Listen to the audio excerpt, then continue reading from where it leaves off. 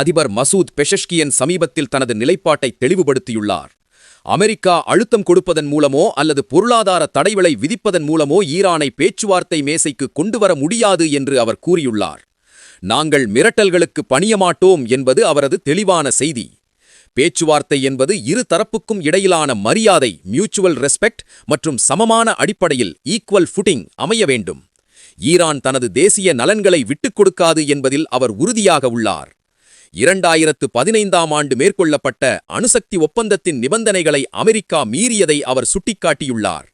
பேச்சுவார்த்தைக்கு தயாராக இருந்தாலும் ஈரானின் ஏவுகணை பாதுகாப்பு திட்டம் மிசைல் புரோகிராம் குறித்து விவாதிக்கப் போவதில்லை என்று ஈரான் அரசு ஏற்கனவே அறிவித்துள்ளது.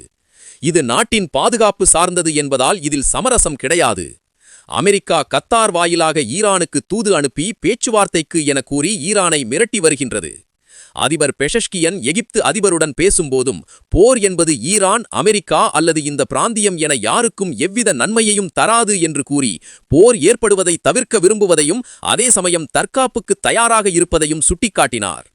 ஈரான் மீது ஏதேனும் தாக்குதல் நடத்தப்பட்டால் அதற்கு உறுதியான மற்றும் தீர்க்கமான பதிலடி கொடுக்கப்படும் என்று பெஷஷ்கியன் எச்சரித்துள்ளார். அச்சுறுத்தல்கள் மூலம் ஈரானை பேச்சுவார்த்தைக்கு பணிய வைக்க முடியாது என்பதையும் அவர் மீண்டும் வலியுறுத்தினார்.